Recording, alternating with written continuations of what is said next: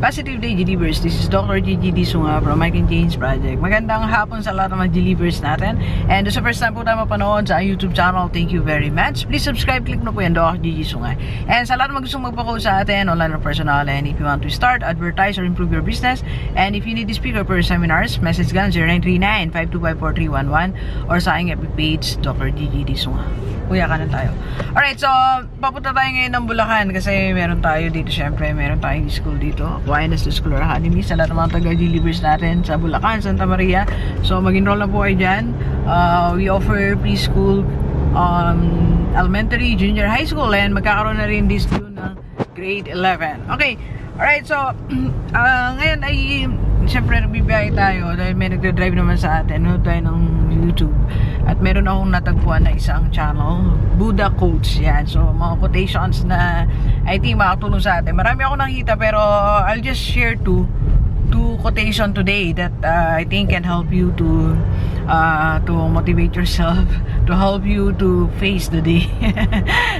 Okay, alright, so ganito, pero bago yan, tuloy tayo sa March 21, my first Let's Go Masterclass. Okay, so see you there March 21 sa Robinsons, Pampanga. Start transitioning your life from ordinary to extraordinary. Okay, nag-post nga ako kanina, sabi ko yung line, yung famous line na I never had the choice is a big lie. Malaking kasinungalingan po yan. Kasi sa buhay, may choice ka.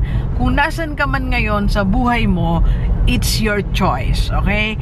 Don't tell me you never had the choice. You had the choice. Kaya lang, pinili mo na lang mag-settle. Pinili mo na lang na tanggapin kung ano meron ka ngayon. Diretso ko ya. So, yun na lang yung, meron kang choice. Meron kang choice na, gawin to, meron kang choice na piliin siya, meron kang choice na ito yung gawin mo, pero hindi mo ginawa. Yan ang pinili mo, okay? Dati pinaniniwalaan ko rin to yung I never had a choice. Line ko din yan Line ko rin yan pag may nagtatanong, Dok, ano mo? Ako pero kasi I never had the choice di ba? Because I never had the choice. Hindi pala, meron tayong mga choices. So this March 21, I'll show you your choices. I'll show the choice, the option na dapat pinili mo pa muna long time ago pa. Okay? So pwede po kayo magpa-reserve. Few slots only ang available natin kasi hindi masyado malaking venue. Maliit lang po ang venue. Okay? Alright, let me share to you the two quotes from Buddha. Number 1 quotation doon sa Buddha channel doon ko ito nakita. Okay? Alright, so whatever happens, happens. Okay? Ganda, no? Simple lang, pero di ba sa buhay natin ang dami nangyayari? Bigla nawalan tayo ng trabaho, di na tayo pinapapasok. Bigla umurong yung kliyente natin. Bigla yung isa nating mahal sa buhay, hiniram yung kotse mo, nabangga. Totoong buhay ba yan? Diba? So minsan kasi itong one time yung kotse ko kasi yung Wigo, pinagamit ko yun, tapos may pinasundo lang ako, nabangga, diba? So ang dami nangyayari sa atin. Yung minsan yung in-expect natin hindi nangyayari, exactly opposite nung mga pinangarap mo nung gabi. Kung paano mo siya winay nung gabi, di ba pinlansya na natin ang mga nangyari sa buhay natin sa gabi. Tapos pag gising mo, ibang mangyayari. So kanan kuya. So parang sabi ko nga kanina sa mga estudyante ko sa klase namin, all things are created twice. Sabi ko, yung klase natin na to, sabi ko, nangyari na siya kagabi sa akin. When I started, nung pinlano ko yung ginagawa ko yung presentation ko, I'm rehearsing in my mind what I'm going to teach. So nangyari na siya. Diba? So, sabi ko yung nangyari ngayon, ito, second creation na. So, in other words, marami tayong expectations for the day. But, iba yung nangyayari. Diba? Pero ang advice natin, na nabasa natin, napanood natin is, whatever happens, happens. Kung ano man nangyari, do not overthink. Okay? Huwag na masyadong niisip. Lalim ng isip diba? Ang lalim simple lang naman ganun diba? Yung kadil mo sana, yung business partner mo, yung first client mo, magbabayad na lang, nagbago yung isip. Do not overthink. Just try to accept things na hindi siguro pwede, di ba? Hindi pwede, it can't happen, it will never happen. Okay? So, do not overthink do sa reason. Maaaring pwede siyempre daanan natin, isipin natin, bakit? What's the reason? Then, kung nagsabi sa'yo ng reason o naramdaman mo yung reason, and that's the reason, di ba? It still happens. So, nangyari pa rin siya. So, stop overthinking. Okay? Stop overthinking on the things that happens today. Alright? Second, okay? Don't overreact. Alam mo yung overreact, yung wala na nga, di ba? So, do not overreact like you try to investigate, try to trace yung mga trying to, connecting the dots and everything, wasting your time, overreacting on the things that happens today. Diba? Ano yung nangyari ngayon sa buhay mo that na ayaw mo? Diba? So, overreact tayo. Ang dami nating pinapatawag, ang dami nating kinoconsult pa. Nangyari lang naman yan. Let it happen. Okay? It happens. Whatever happens, happens today. Okay? Alright, so, and anong next kong gagawin, Doc G? You do what's next? What's next? It happens. So, what's next? Anong gagawin mong next? Diba? Hindi na tuloy yung deal. Okay? Nawalan ka ng trabaho. Diba? Bigla, hindi ka na pala kasama. Diba? May mga ganon. Nagpaplano kayo sa isang sabihin natin negosyo. Mamaya, nalaman mo na lang today, ay hindi ka pala kasama, Doc. Hindi ka na pala kasama sa partnership. Diba? Minsan ganun ay hindi ka na pala kasama sa tour. Ay hindi ka na pala kasama sa team. Ay hindi ka na member ng ganito. So, it happens. Whatever happens, happens.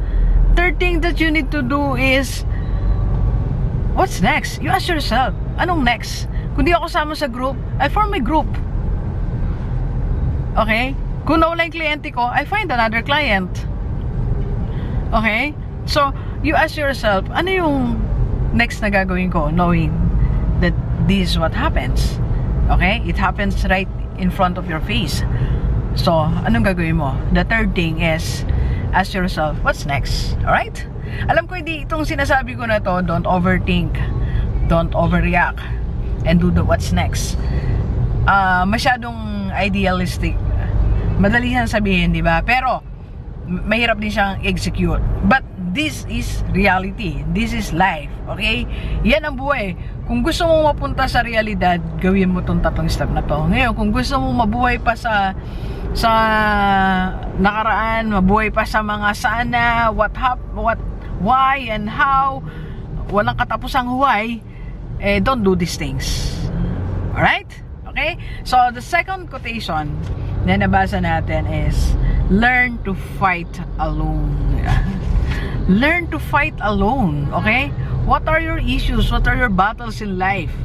Practice, okay, fighting this alone. Right? Ano ba, Doggy? Why? Because kasi lahat na nangyayari sa buhay natin, when you start fighting, facing all these things, it's a practice. It's a mental practice. Napapractice kasi yung brain natin Especially if you want to become an entrepreneur or if you want to achieve big in your life. Yung mga little things, small things na dumadating sa buhay natin, learn to fight them alone. Okay? You pray, tapos sabihin mo, Lord, this is what happened. In connection to the first quotation, this is what happened. I'll face it alone. I'll fight it. Okay?